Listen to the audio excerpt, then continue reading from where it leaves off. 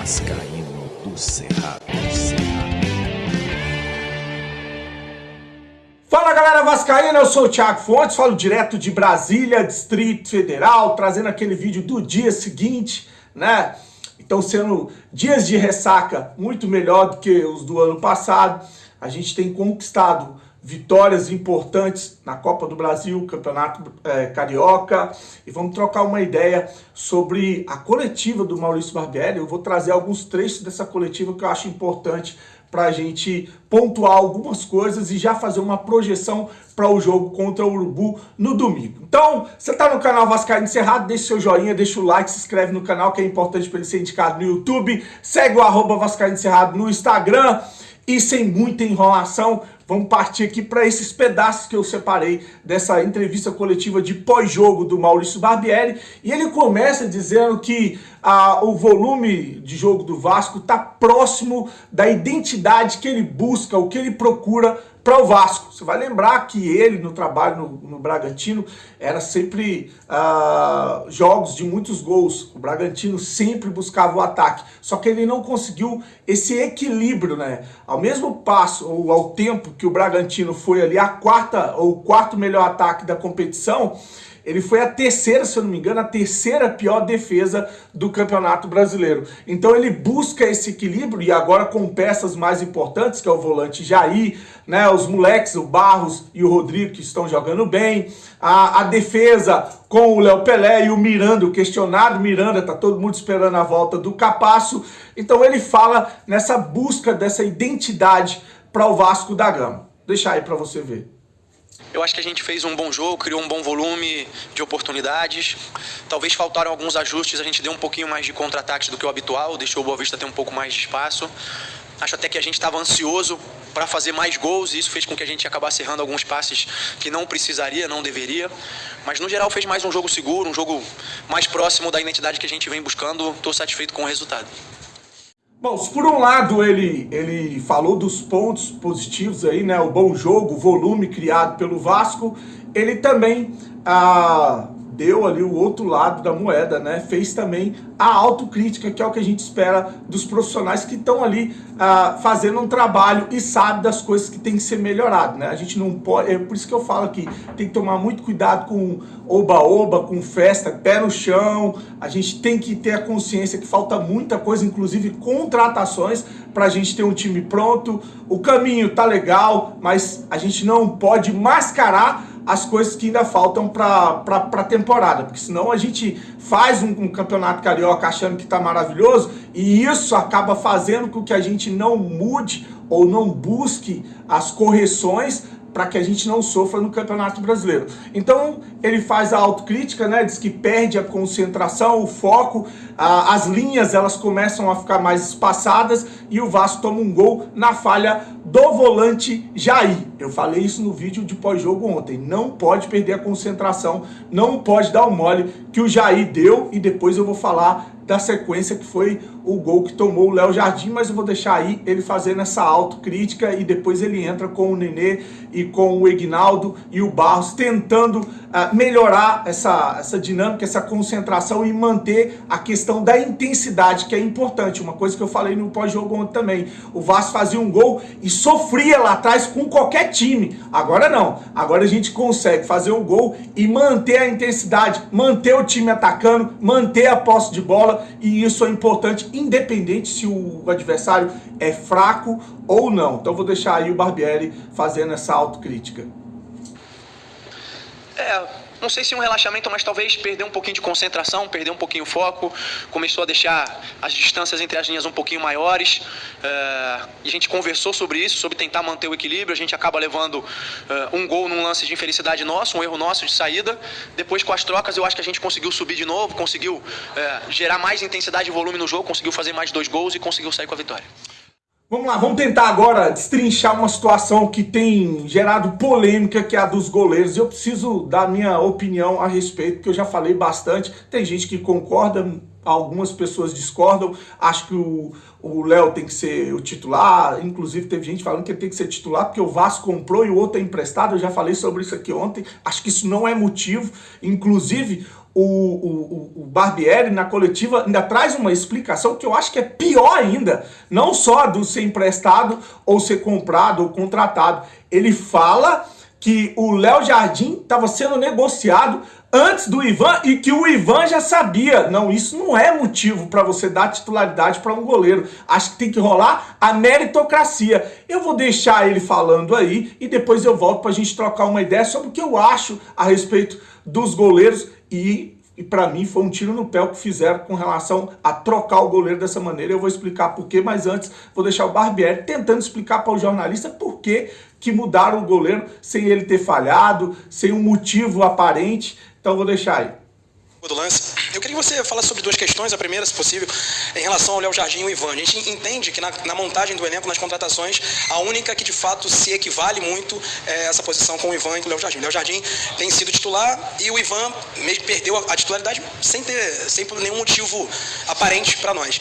Eu queria que você comentasse sobre essa disputa no gol. Né? O Léo Jardim hoje, no gol, muitos torcedores até o criticaram sobre aquele lance, que não deveria espalmar e tal, e gerou um pouco isso. Eu queria que você falasse um pouco sobre essa avaliação em relação a esse goleiro e também a disputa da posição, inclusive para o Clássico contra o Flamengo.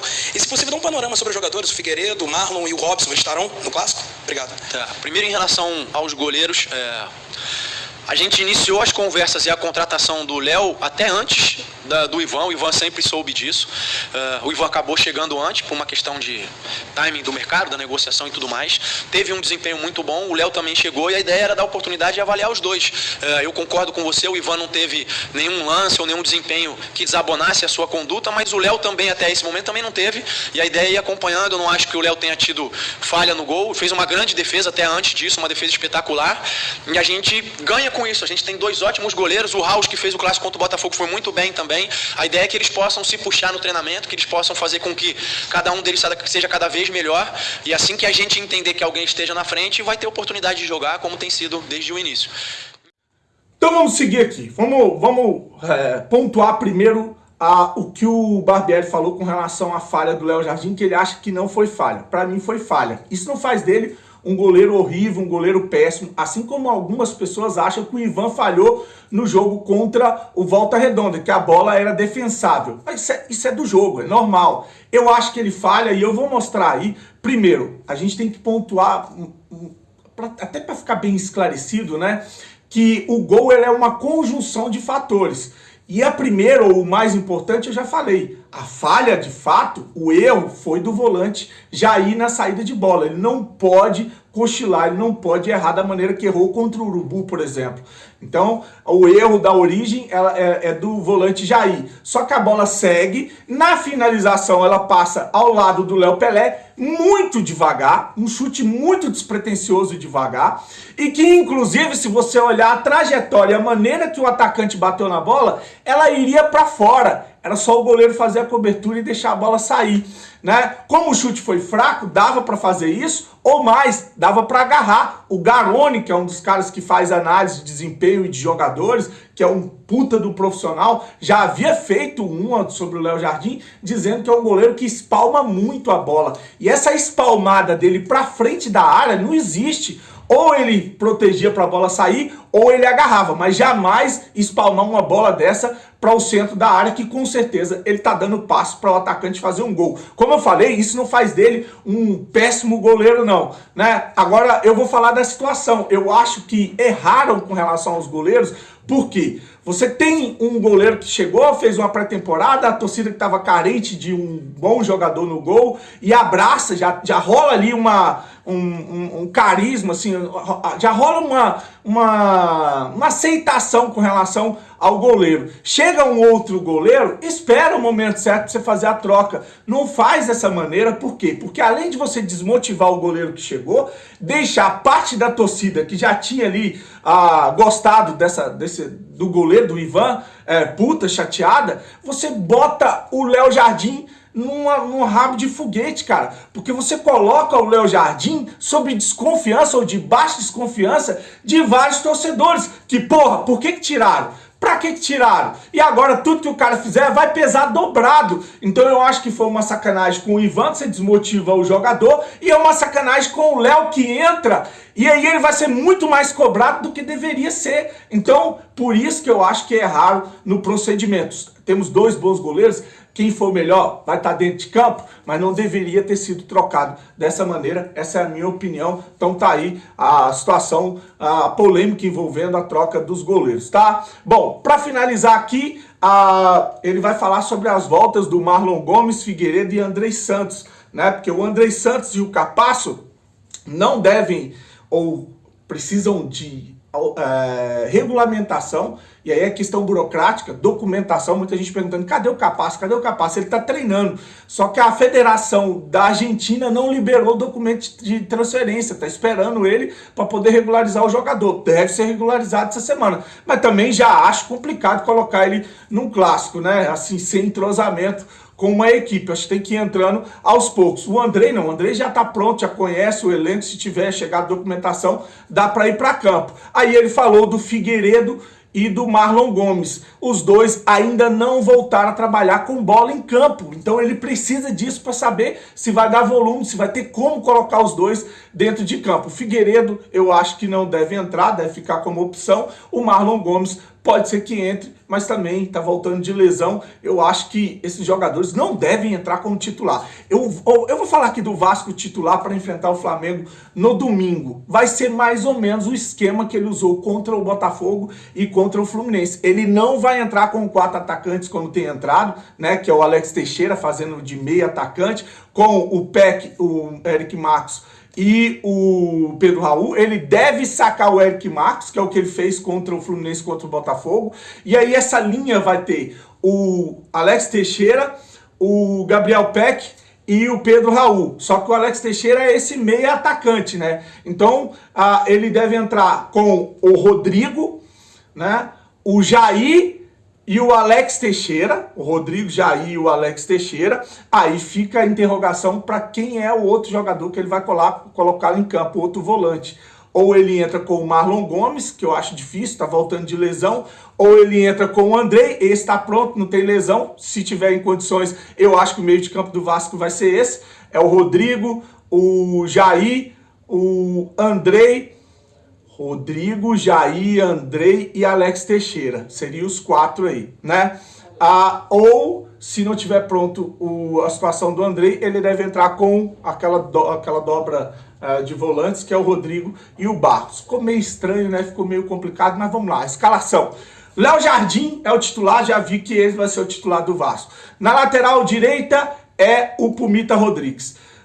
Zagueiro, tá a dúvida se o Capasso entra, mas deve ser o Miranda e o Léo. Na lateral esquerda, o Piton. Volantes é o Rodrigo, Barros ou Jair com o Alex Teixeira, que é o time que jogou contra os clássicos, né? Com o Peck e o Pedro Raul. E fica a dúvida se ele abre mão de jogar com o Barros e entra com o Andrei, que aí ele Rodrigo, Andrei, Jair e Alex Teixeira, ou se ele entra com Marlon Gomes, Andrei e Jair. Eu acho que ele não deve fazer isso, porque não experimentou esse time. Ele não deve mudar a característica, um time titular, uma espinha dorsal. Esses jogadores devem ter oportunidade, devem entrar. Se o Andrei tiver em condição, ele vai estar em campo. Então eu acho que é isso. Ele não vai entrar da maneira que entrou aí contra o Trem aqui em Brasília e contra o Boa Vista ontem no Campeonato Carioca. Rapaz, tô editando o vídeo aqui, mas como ficou confusa essa escalação. Eu me senti a Dilma explicando, viu? A Dilma escalando o time do Vasco, né? Mas vamos lá, e eu não tô falando de política não, viu, gente? Só coisa engraçada. Mas vou lá, pra ficar mais fácil, mais simples agora. Agora pra matar de vez. No esquema 4-3-3, você pensa em 3 volantes. Esquece o sistema defensivo. O Vasco, se pensar no que vem escalando, entra Rodrigo, Barros, Jair, os 3. E no ataque, entra Alex Teixeira, Peck e Pedro Raul. 4-3-3. 3 volantes, 3 atacantes. Beleza? O que pode acontecer é, se o Andrei estiver pronto, entrar no lugar do Barros. Aí entra Rodrigo, Andrei e Jair. Ou Rodrigo, Jair e Andrei. A ordem que vai definir é o Barbieri. O ataque, Alex Teixeira, Peck e Pedro Raul. Ficou simples agora, ficou fácil para você entender. Segue o vídeo aí. Deixa a sua opinião, o que você acha disso? O Vasco que precisa de uma vitória em cima do Urubu, né? Porque tem 17 pontos, uma vitória faz o Vasco passar o Fluminense. O Fluminense encara o Bangu e o Flamengo. Tem 19 pontos. O Vasco encara o Flamengo e o Bangu. O Volta Redonda encara o Madureira e o Boa Vista. E o Botafogo encara o Resende e a Portuguesa. Esses times vão pontuar. O Vasco vai precisar buscar ponto contra o Urubu se quiser classificar no Campeonato Carioca ou para as semifinais do Campeonato Carioca.